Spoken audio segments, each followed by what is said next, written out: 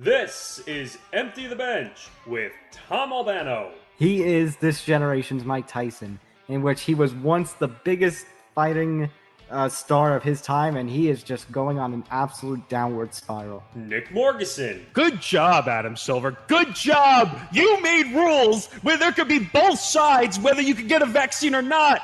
You know what? We should cheer. We should cheer for Adam Silver because Adam Silver is totally not doing his job right. And Nick Federa. This is half measures upon half measures because it is, again, no disrespect to the non-playing personnel. Who is it that the fans pack the stadiums to see? The players. Empty the Bench starts now. 2 douchebags enter, 1 douchebag leaves. Give it to Vince McMahon, he'll do it.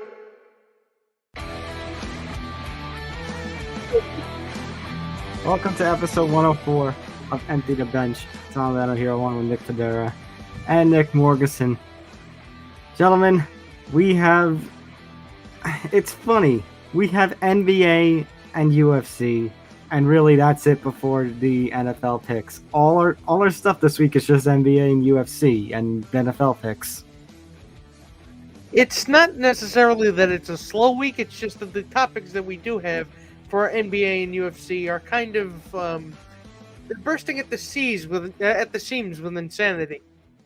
I mean, you're right. It is 2 douchebags ready to put a fight together if you think about the 2 topics we're going to talk about.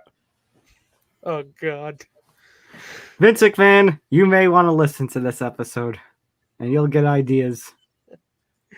Oh, God. Just be careful, because if you actually give him good ideas, then He'll run it into the ground. No, you're right. He'll run it into the ground is more like it. I mean, actually, no, both. Both. He'll make money, but then he'll just ride it into the ground. So we'll start with the NBA, and we'll start with one Ben Simmons. A story that is just, as Nick, you had referenced, Mr. NBA, just absolutely exploding at the seams as the days have rolled on. okay, I'm about to break the record again.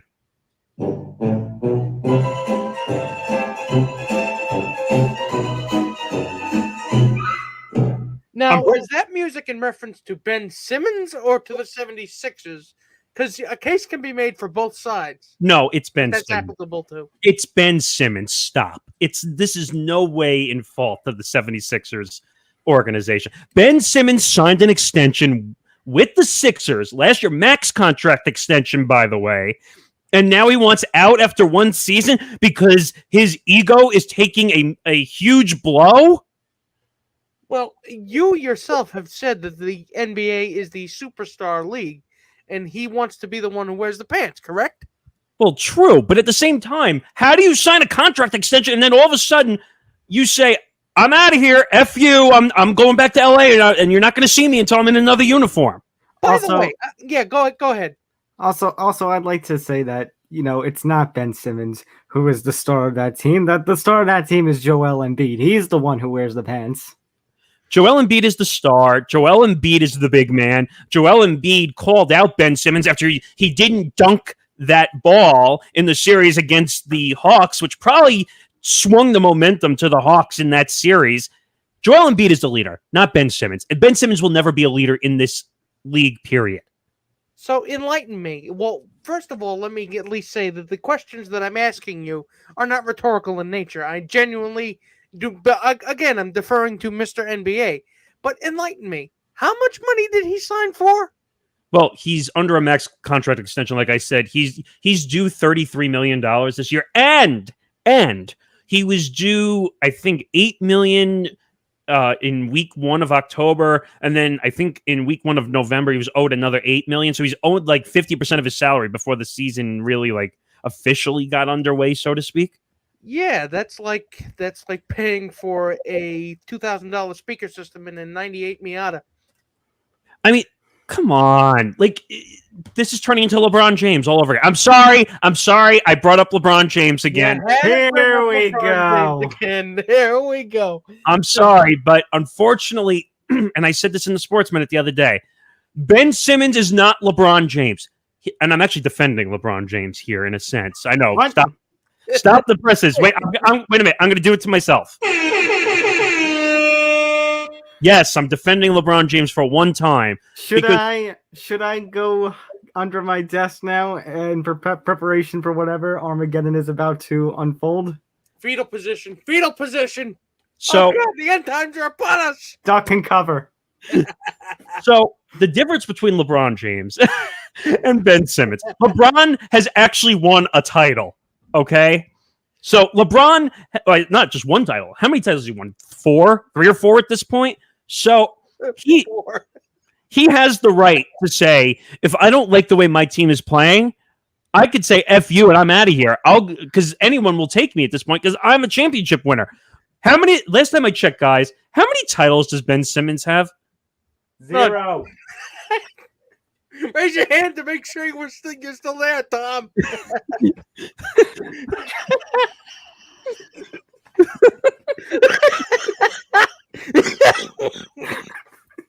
Oh, God. I mean, all I could say is Ben Simmons has 0, zilch, nada, 0 titles. So Ben Simmons has no right to be making demands. None. No, absolutely not. And we all know that this is the Bucks league now, right? The Eastern Conference belongs to the Bucks. I wouldn't say it's their league. I would say that they're a better. I would say it's their conference. Maybe it's their conference. They're definitely Giannis is the next big star. But the Bucks aren't ready yet. The Nets, who knows if the Nets will ever get there? Well, slow your roll a little bit. Pump the brakes. Because I think the Hawks can be a good team. They just kind of were lost, and Trae Young was really the only guy who was scoring 40-plus in the playoffs. That's why I said they're not ready yet. Trae Young's getting spit on New York Knicks fans at Square Garden for crying out. Obviously, must be doing something to lead that team. He signed a huge, $200 million plus contract extension. So this is but you're implying that, I mean, you're making the point that max contract extensions are the lay of the land. But I would argue that a player signing a max deal and then demanding out of town is also not unheard of in the NBA. Need I remind you guys of Carmelo Anthony? Well, no, that's not right. Because Carmelo Anthony, we covered this when he did the interview with, I think it was the former Denver coach's son on that podcast, Carl, whatever his name was, George Carl, I think. George Carl. And he said, I never wanted out of New York. The fans just booed me out of New York. No. You mean Denver? I mean, no. When he was traded or released out of New York, he never wanted to leave.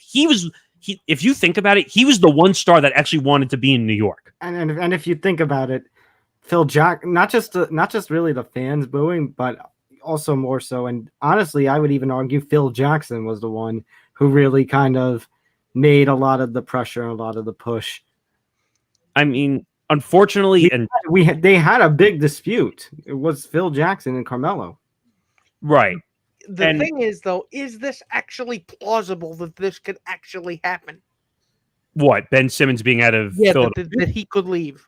Oh, there's 100% chance he's not back in Philadelphia. Oh, no, you're right. He's not going to play in Philadelphia. He might try to sit himself even if he gets fined. The only thing is, and we discussed this when we were just discussing the show itself, is now that everybody knows and it's a big story, the Philadelphia isn't going to be able to get as much value as they would want for Ben Simmons. And by the way, it's our favorite GM, our favorite former Houston Rockets GM, Daryl Morey, who's now the GM of the Sixers, having to deal with this situation. And by the way, you're right, Tom. The trade value has gone down about 50 to 75% in value, because what do you think teams are looking at in that situation? I'm never going back to Philly. So guess what? What does that mean? Either he retires, which we know that's not going to happen, or he's going to have to go play for another team. So teams are not going to give the value that they want. In other words, we don't need this trade. You need this trade. Yeah, exactly. That's the point. And Ben Simmons, and I said this many times, and I've been on social media the past couple of days talking about it. Ben Simmons is the biggest crybaby in the NBA. He is even bigger than LeBron James. Hang on 1 second. Hang on. I feel a fire ranch coming. So you know what? The show is yours. Oh, okay. Well, guess what? Ben Simmons, get your effing ass on the court and stop complaining. You're making $33 million. Do I have to say it again? $33 million. Come on. I mean, when you put it like that, the cap hit is not actually supposed to be a literal hit with that.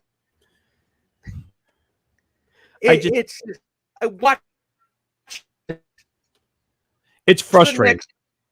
I'm manifesting. I'm telling it happened. I don't know what to do. I really don't know what to do. I don't know how to handle this situation. And to be quite honest, let him sit out. Let him sit out. Honestly, it's not the biggest loss for Ben Simmons. I mean, for the 76ers, regardless of what happens. Again, they still have Joel Embiid. They still got pieces. You know, are they going to be able to compete with the likes of the Bucks and the Nets? No, but they can still, you know, compete for, say, wild card positioning.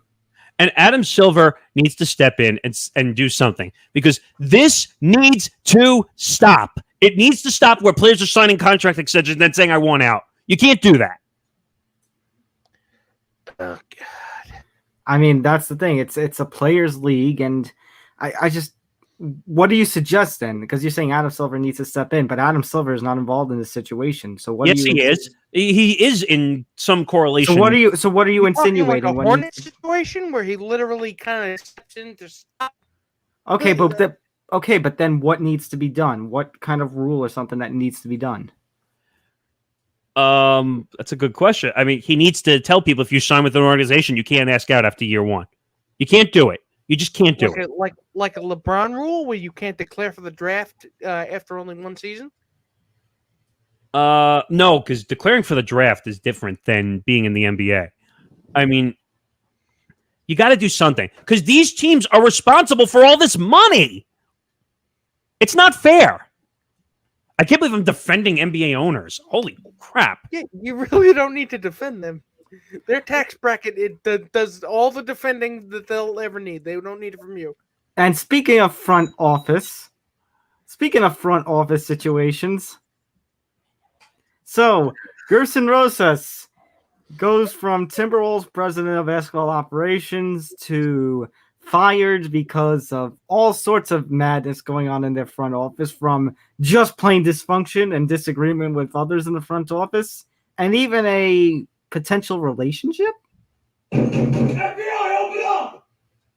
Now, there are certain kinds of tawdry details to this story that I mean, it's like catnip to a lot of sports reporters in this country. But I mean, at a certain point, I don't even think this is the 10th most embarrassing thing to happen to the Timberwolves since, I don't know, in the last 5 years. You mean since the A-Rod ownership debacle? I was gonna go back even further. I was gonna say since they lost Kevin Garnett. Yeah, you could even go back to when I was in high school when they lost Kevin Garnett. So exactly. So when I was trying to figure out this story, this was one of those stories that made me go, oh, like, that usually doesn't happen to me very often. Like, but this one actually did.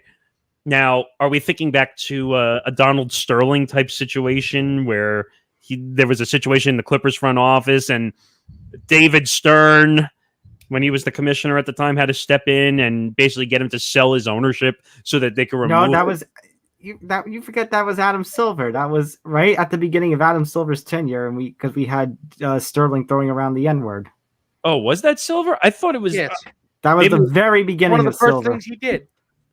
But maybe you're right. But that was the very first big impact move Adam Silver made.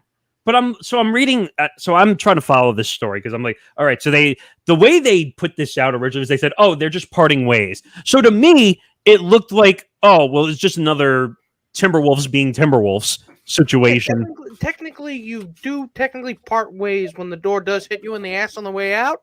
Right, but that's not what I'm talking about. I thought they were just parting way for basketball reasons originally. Yeah, for the fact that, the Timberwolves just that basically they want to get better.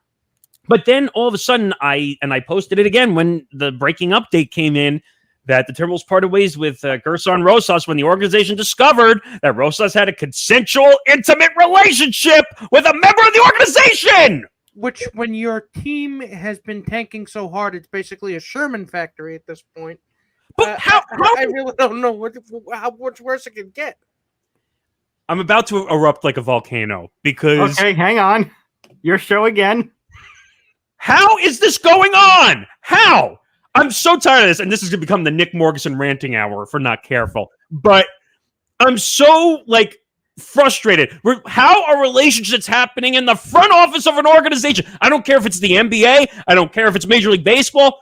I don't care if it's fucking soccer. Excuse me, for crying out loud. We're having intimate relationships in the front office?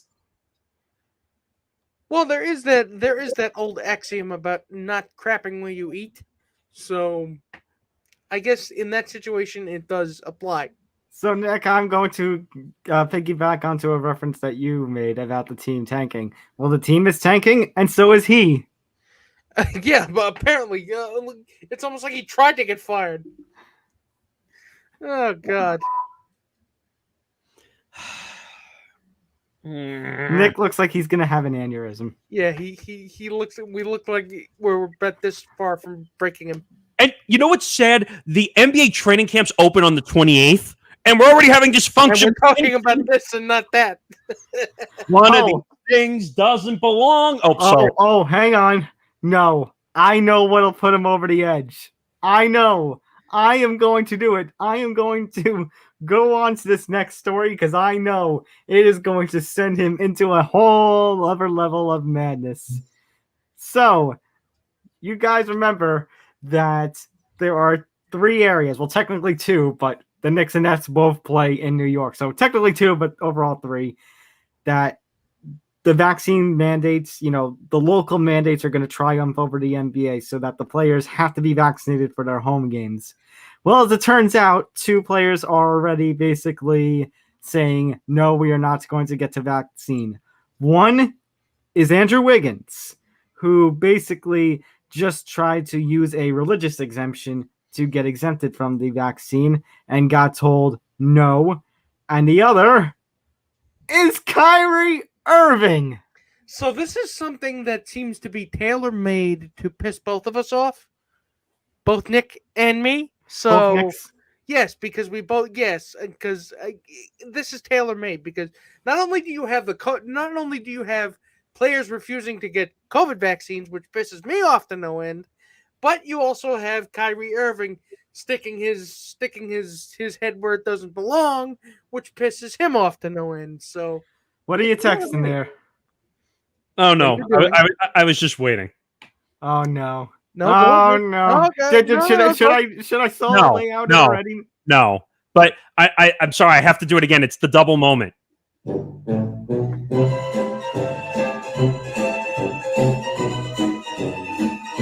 you would think that players at this point would be smart enough to know, well, not necessarily smart enough, but would be empathetic enough to other people's plight that they would, Are you kidding? Not want to get sick, but then if that happened, then candy and rainbows would start shooting out of my ass. But that's not going to happen, is it? Wait, I'm going to say something you usually say to me, Nick. Are you new here with this situation? Exactly. Yeah, yeah. If ifs and buts or candy and nuts, we would all have a Merry Christmas. And it's 3 months, and we're 3 months from Christmas, by the way. Well, yeah.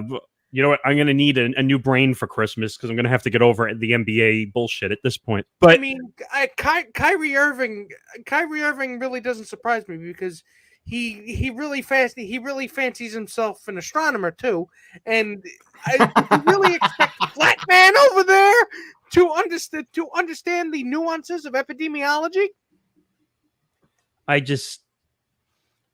I'm trying to get myself together here before I. He's broken. If it's not Mr. The Earth is flat, it's Mr. Vaccines are going to magnetize me.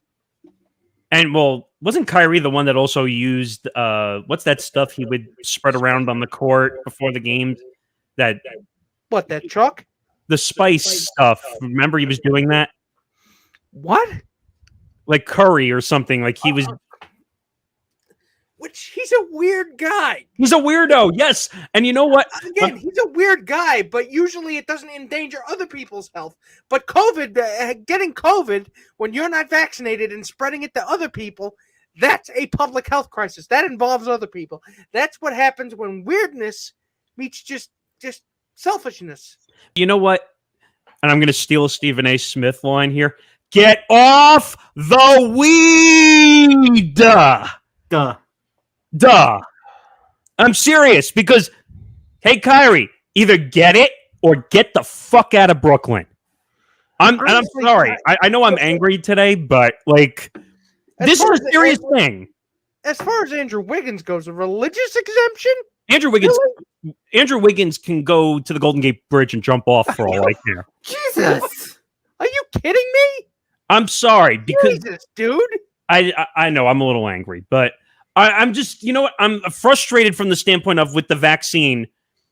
People are saying religious exemption. Give me a break. Either play or don't. Yes, it is dumb, but apparently these are the times that we live in, where people can just refuse to care about others and not necessarily be rewarded for it, but they're just given the time and space to just infect everybody else, literally and figuratively. What I meant by that, by the way, and I know that was a little over the top. What I was going to say was asking for a religious exemption is like saying to somebody, "Hey, if I jump off the bridge, will that save me too?" If I jump off this bridge, maybe I can fly. That's my point. That's what I was trying to say when I said that. So basically, yeah. So now all the people who are going to say, well, you wished he would jump off the bridge. No, I wasn't wishing for him to jump off the bridge. All I was saying is it's like if you jump off the bridge, you can fly. Or it's like the nuns with the weird joke. Hey, if you go to the top of the house, you can fly. Again, no, you can't. Again, when it involves other people's health, please do the unselfish thing. I'm begging you. Which, by the way, I know not everybody practices Christianity, but just for in case though somebody wants to use a religious exemption, it's actually a fact that the Pope has actually come out in support of the vaccine. So for those of you wanting to use a religious exemption, well, your argument's kind of invalid right now. Yeah, the 11th commandment is thou shalt not get jabbed. You know what? I think we should all take the Aaron Rodgers approach. RELAX. We should take one to no one, Mr. Kettle. Yeah, no, but I'm saying we should take the relax approach. Get the vaccine, and we're seeing all these commercials. Maybe it's just here in New York because we're seeing like ridiculous amounts of. I saw like a 3-minute long commercial on our local ABC affiliate the other day. It felt like 3 to 5 minutes. The PSA commercial. Because Dave Choksi is out there begging you to get the vaccine. Please don't let that man sweat in front of a camera anymore, poor man. I was going to say, I think I've seen him the most on TV in the last 2 years than anybody. Because that poor man is doing everything except trying to yell and scream at you. Please get the shot. Please. Long story short, I would just say, Kyrie Irving, get it or don't play this year. But I just want to say one more thing, and then I'll let you go. You realize that, and this is how effed up this next theory I'm about to say, Nick. I might need a tinfoil hat for this one.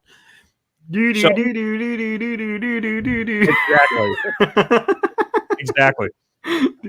How sick would you think this is if they don't get the vaccine, so they don't have to play as many games, so that they'd be ready for the playoffs this year? I mean, it's plausible, but I don't know if. You get docked pay if that happens, right? You really think some of these guys care about money? They have so much money that they don't even care anymore.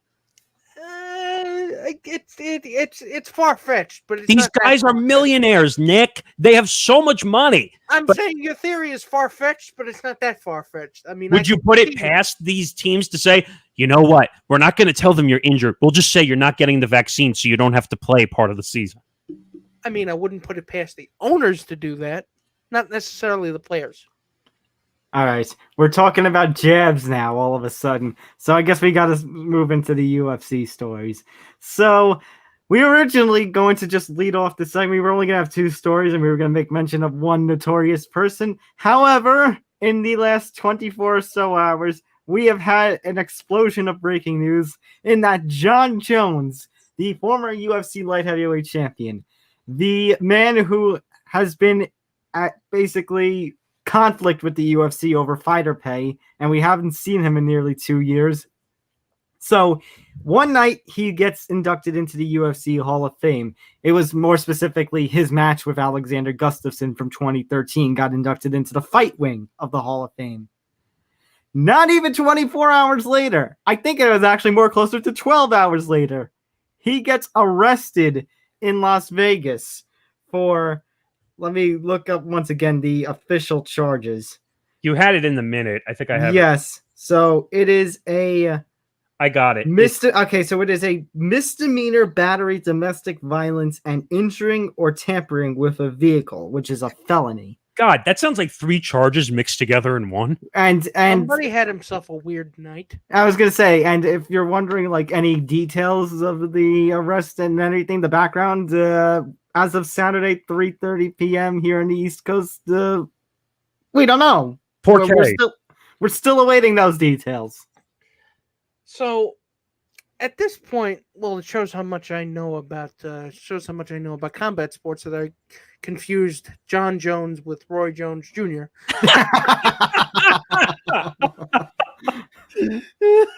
But the operative point really is, I would say this is a black eye for UFC, but considering, who honestly, what they've been doing recently. Nick, can I be honest with you? I think this is more a black eye for Jon Jones than it is the UFC. Exactly. Jon Jones, he just continues to prove. Now, obviously, we don't know the details of these allegations and such, but it's just another black eye for Jon Jones, because when he was light heavyweight champion, like his first year as light heavyweight champion, he was arrested for a DUI. His first title reign ended when he was arrested for basically ramming his vehicle into a pregnant woman. It was a hit and run, so he got stripped of the championship. A year later, he was stripped of the interim championship for failing a drug test.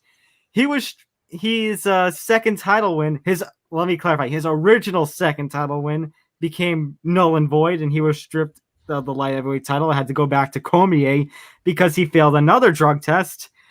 His 2018 return, it was something about in a drug test that basically there was what we call a pulsing. In other words, there was stuff from like his previous failure that was still in his system. And what did the UFC decide to do? On less than a week's notice, move a whole card from Nevada to California for him.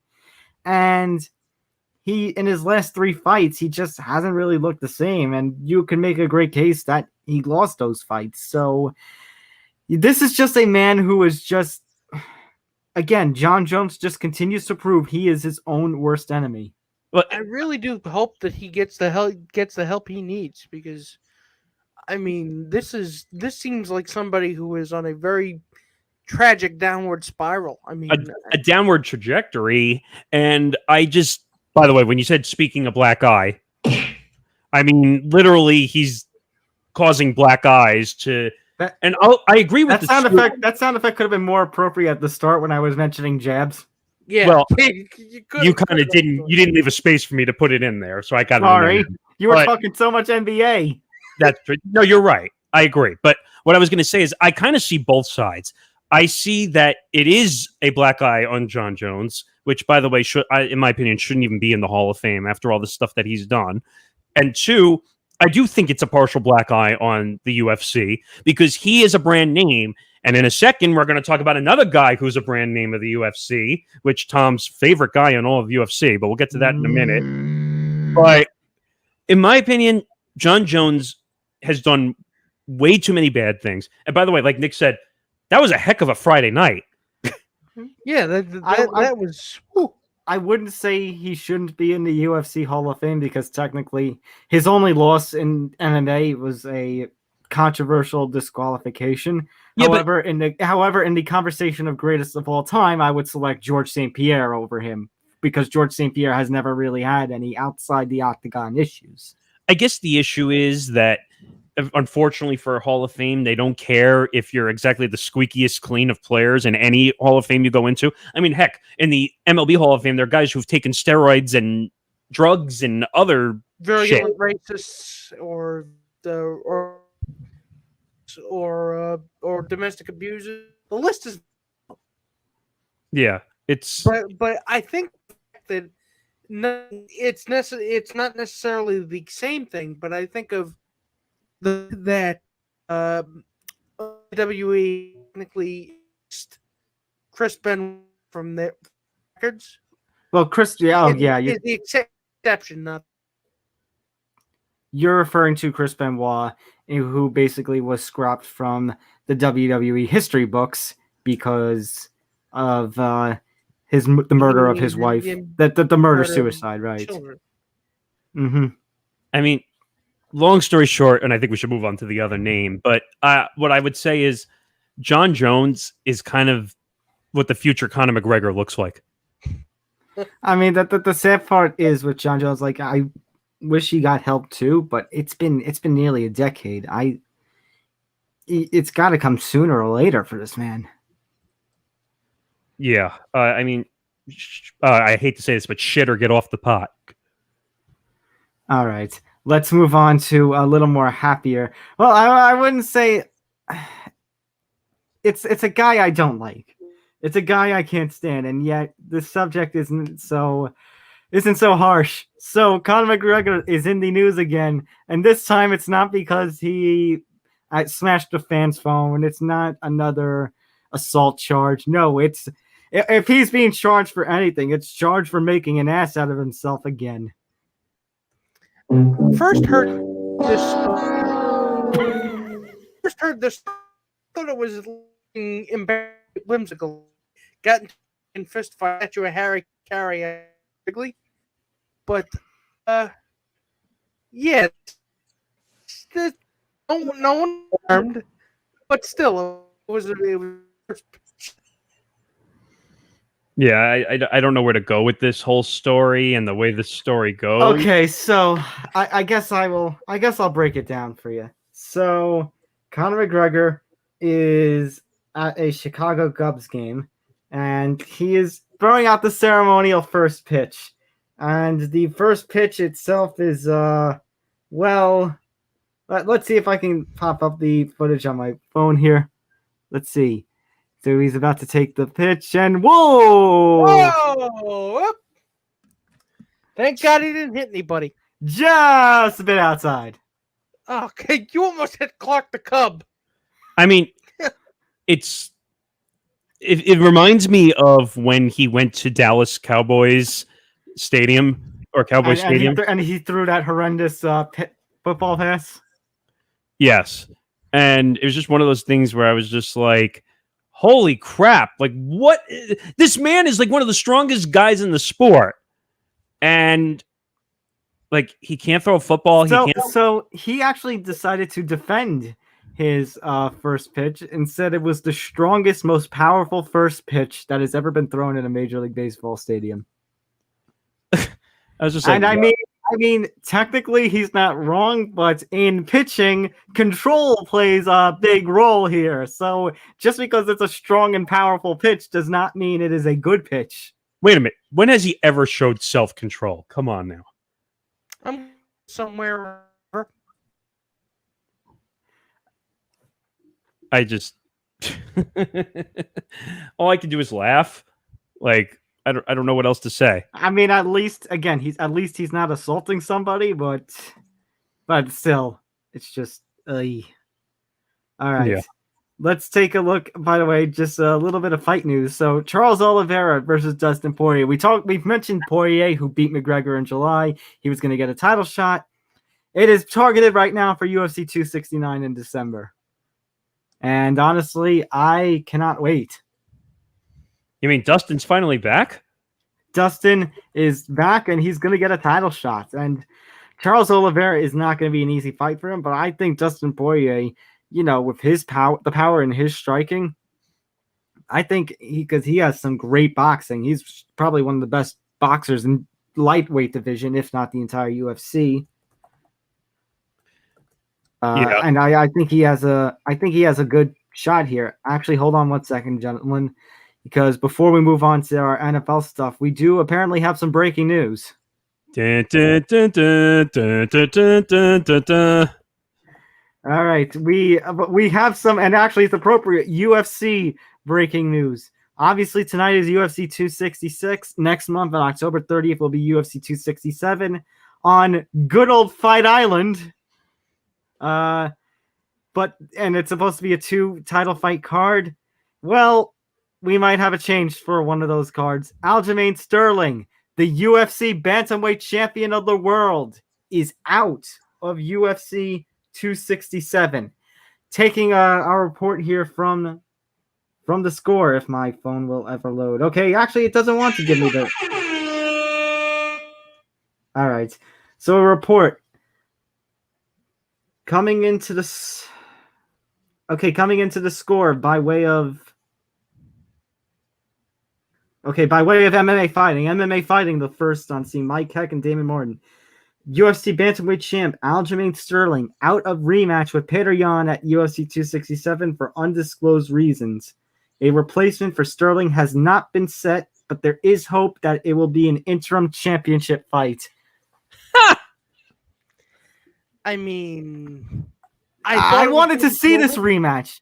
So for those of you who don't know exactly what the whole background of this, like my two casual friends over here. So Aljamain Sterling became champion in March despite Petr Yan dominating him in the fight because Petr Yan got disqualified for an illegal strike and Sterling couldn't continue. It was the first and only time so far a UFC title has changed hands on a disqualification. So I was really looking forward to see what this rematch could bring, but I guess we're going to have to wait a little longer. Yep. All right. Injury wire. So Tyrod Taylor is on the IR, which means I believe his name is Davis Mills. He's the quarterback that was drafted in either the 3rd or 4th round of this draft by the Houston Texans. He had to start this past Thursday night, and it ended in a major loss for the Texans against the Carolina Panthers, who now move to 3-0. Imagine that, Mr. Jets fan. Sam Darnold, Robbie Anderson, they are now 3-0. Why the fuck you lying? Why you always... I'm not lying. They're 3-0. My God, stop fucking lying. No, that's just my feeling of this whole situation. But the Jets were lying to themselves, thinking that Sam Darnold was the problem. Yeah, Oh my! It is just. I mean, I try not to gloat because the Giants are 0-2 as well, but oh my God, isn't it? Now that's what I call Jets. yeah. Come and suck with us, Nick. I already know. I don't need to be told. I don't need to be told we suck. I know we suck. No, okay. I'm saying you're among company. You're among friends. We're running out of time. We only have 20 minutes. Let's get through. It's time for rapid rundown. You suck. Nick Federa 20-12 so far through 2 weeks. I'm 21-11. Nick Gambit's 22-10. Let's see what we got going for this week. So we start over in the land known as Detroit for a game between the Baltimore Ravens and Detroit Lions. And I don't know. Jared Goff is showing that even with a crappy team, he can perform well and that he can really, work a team and make things closer than they should be. But Lamar Jackson and company are just going to run right through him. Ravens. Yeah, he's running into a wood chipper, so I'm taking the Ravens. This line is crazy, but I think the Ravens are going to win. But the Lions have played way better than I thought they were going to. I said Jared Goff, I give credit. Like, it's a crap team, but he is doing big things and making games closer than they should be. But Lamar Jackson and company, I especially on the high that they're on after beating the Chiefs, yeah, not happening. Ravens. Moving on to New England. It's the Saints and the Patriots. The Saints looking just absolutely horrid last week. In absolutely shocking fashion. They did not look good against Carolina. New England, meanwhile, just spanking the Jets as we expected. And I mean, you're pointing out the obvious. If you really want my opinion here, But are the Saints going to have another bad game? I'd say yes. I'd have to say yes. That line does sound about right. I think the Saints might have a little better game, but I know the Patriots are not the Patriots when you think Patriots in Foxborough, but I'm gonna go with the Pats. So wait, Nick, who did you pick? Because I missed who you But said. we both went Pats. We both went Pats. Jameis Winston had a good week 1, but unfortunately he caught Aaron Rodgers napping behind the wheel. So I think that was just a anomaly, if you want to put it in words. So I think the Pats and Mac Jones destroy the Saints. So let's go over to East Rutherford. Falcons versus the Giants. It is a big weekend for the Giants. It is the honoring of me at this point. It is the honoring of Eli Manning and Michael Strahan. But you better goddamn win that game. I swear to God, you better win that game. Oh my God, if you lose. You are taking on, not just that, but you are taking on Choke City. Again, on paper, this is a cakewalk. But you know what it is with the Giants? It's never, ever, ever. A cakewalk. You're right. It's never. Wait, so are you both taking the Giants? No, you know what? I'm not. I'm being the pessimist this week. I'm being the pessimist. I'm saying that the Falcons are going to win, and then I'm going to keep drinking. In fact, I might not be done with the bottle of whiskey by the time the next. Wow, we have seen Nick Federa snap. Well, actually, believe it or not, Tom, I'm going to agree with Nick, and I'm going to take the +3. So here's what I'm going to do. I'm going to pick the Giants for one more week. If they don't win this weekend, you're never picking them again. Probably not. I'm probably never picking them again. If you can't beat the Falcons, dude, I will do one better. If you can't beat the Falcons, the Giants might as well be going 2-15. Ouch. I mean, at this point, this is the best we can hope for. So this is what I meant when I said, come suck with us. And by the way, don't take the money this time, plus the number. Yeah. Bengals and the Steelers, we got divisional action. Now this one's interesting. Well, so, Big Ben is hurt. Well, not only is Big Ben hurt, but again, a case of Pittsburgh playing down to their competition. So Pittsburgh can go and upset Buffalo in week 1, but then they lose to the sock puppets of the Raiders in week 2. So you know what? You guys are going to be the pessimist and pick Falcons for upset city. This is the matchup. I'm going upset city. I think Joe Burrow throws that good 250, 300 yards to Jamar. Jamar Chase is going to have another big touchdown. I say Cincinnati's upsetting Pittsburgh. I say that too, because does Pittsburgh even have a defense? Is it just a myth? It is. It does. TJ Watt and he's Watt hurt. Brothers. He's hurt, isn't he? But again, they're banged up.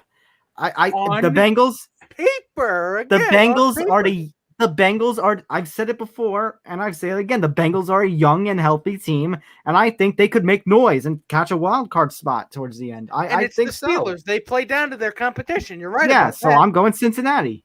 Yeah, I'm taking plus the points here. I think the Bengals are going to have to win eventually. They're too good of a team not to. And Pittsburgh, with Watt now, I think out for the season, if I read correctly, right? TJ Watt?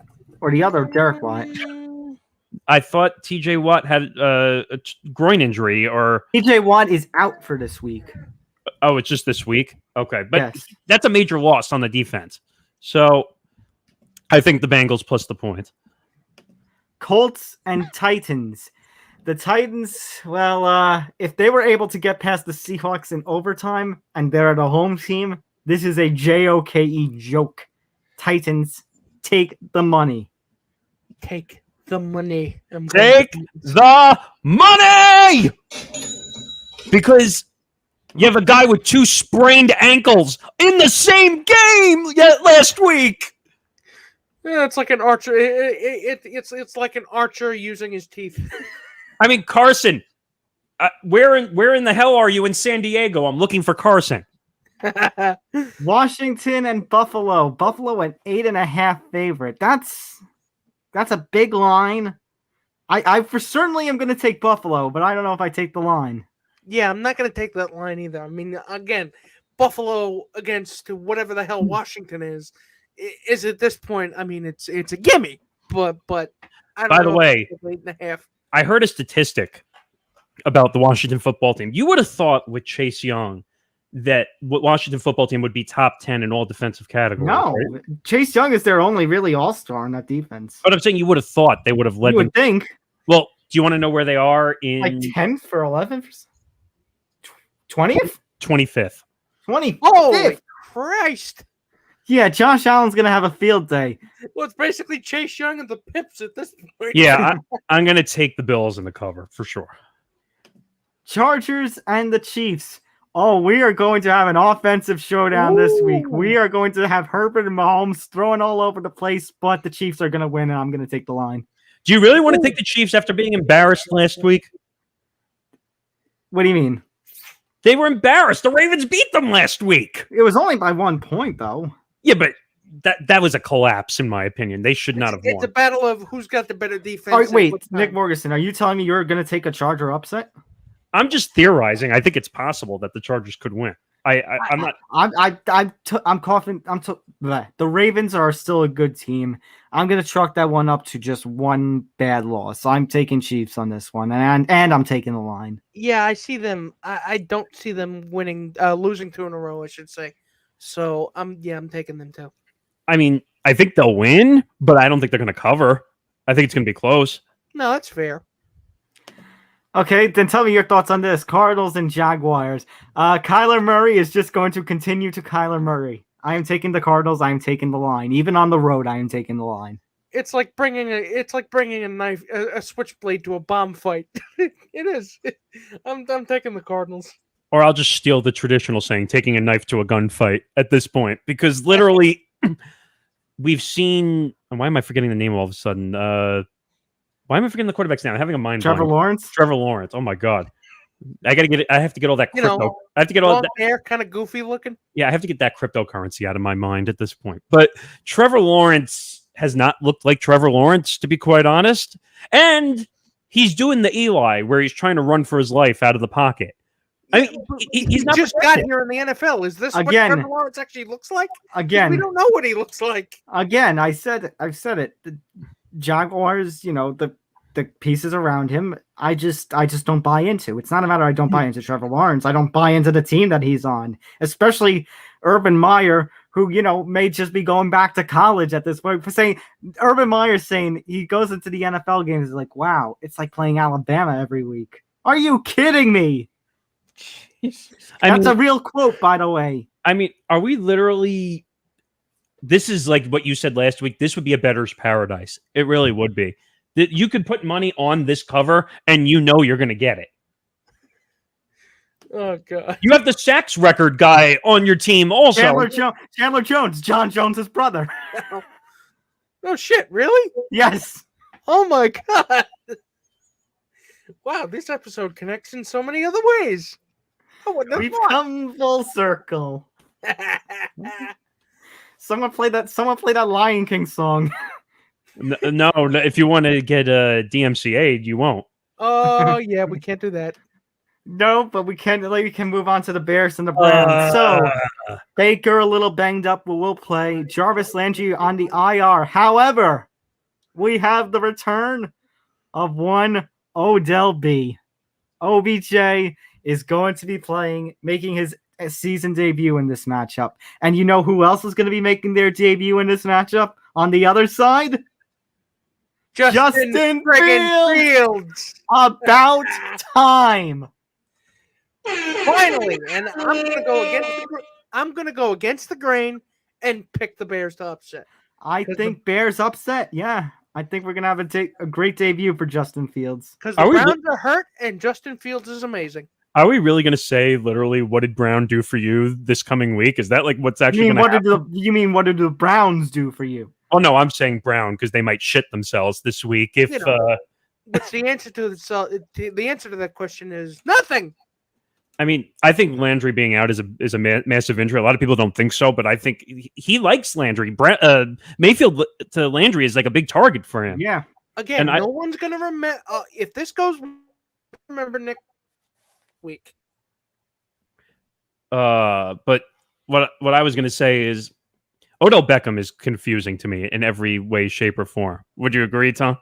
A little bit. I think it's more that everybody is going to team up on Odell on the defense, so Baker's going to have to look for other pieces. And I think he may just pass the ball more to his running backs to do the work, and Chubb and Kareem Hunt. I'm going to take the Bears against. I am too, the Bears. All right. J-O-K-E, joke. I mean, I don't know. Let me hear from the Jet fan himself. Would you take that line? The 10.5. Get the out of here. Would I take that line? I don't know if I would take that line. It's a big line. You know what I'm gonna say? Denver's gonna win, and I'm going to take the line, and I'm going to say that Zach Wilson probably throws another 2 or 3 picks in this game. Don't even get me started, okay? I know we don't have time, but I'll take 30 seconds here. Zach Wilson, 4 picks. That's all I have to say. That's all I have to say there. 4 picks. The Broncos are going to win, but that cover is too big. I don't think they cover. What do you say, Nick, for there? Denver? Yeah. I'm taking the Broncos. I have to. I shouldn't have even asked. Dolphins and the Raiders.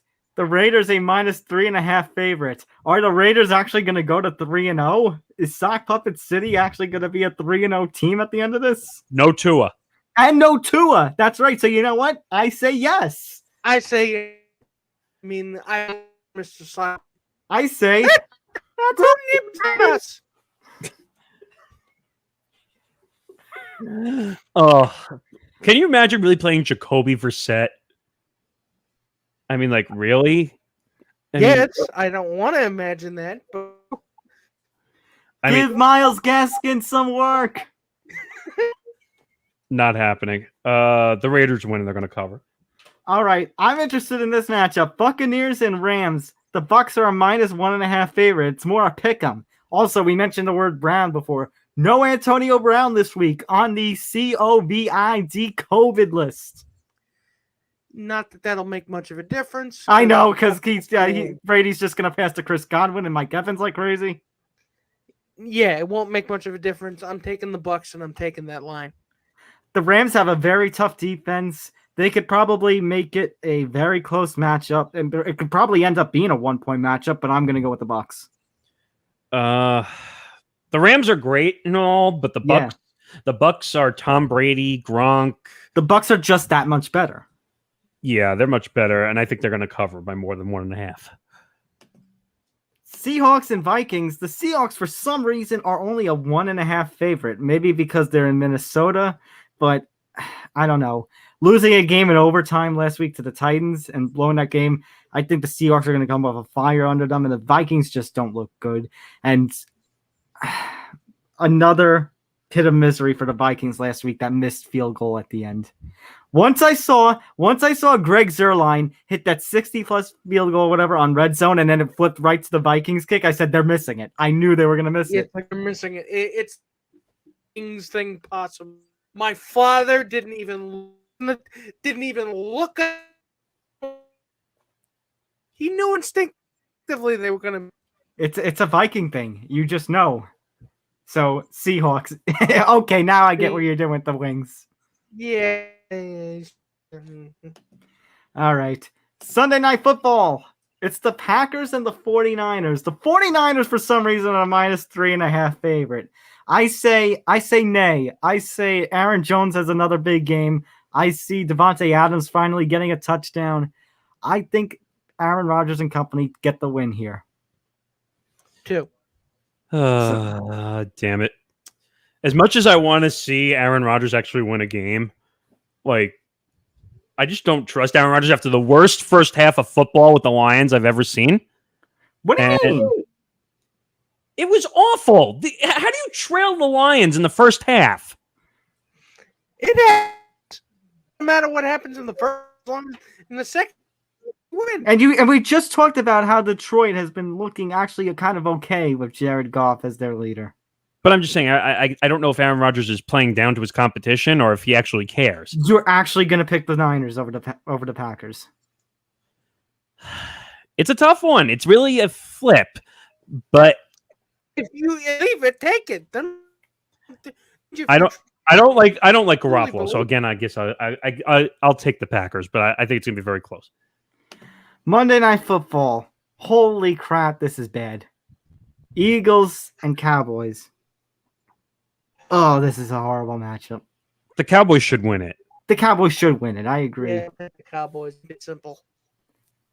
I don't know if I take the line though. I think Jalen Hurts is actually gonna play decently. That I think it might be a very close game. I would just take the Cowboys and call it a day, but it's going to be a horrible football. Okay, Thursday Night Football, Jaguars and Bengals for Week 4. Really? Yes, that's our matchup. I guess I got it. The Bengals again. Yeah, again, young, healthy team, and Is actually the good team. Are the Jaguars going to be that team where we're just going to say no all season? Is that like what we're going to do? I didn't think so. But I guess it is going to be that way. All the evidence.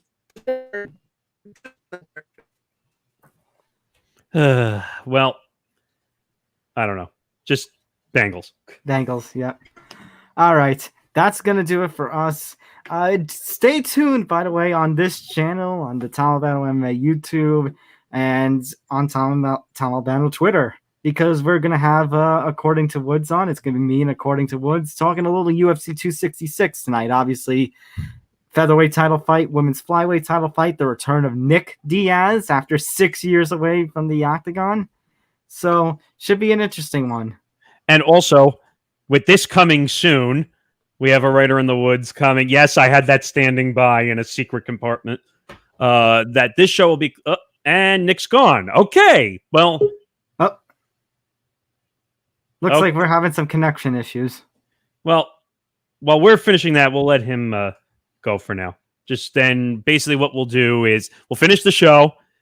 Writer in the Woods is coming to the Empty the Bench podcast network. You're doing a stream right when we're done here. Yeah.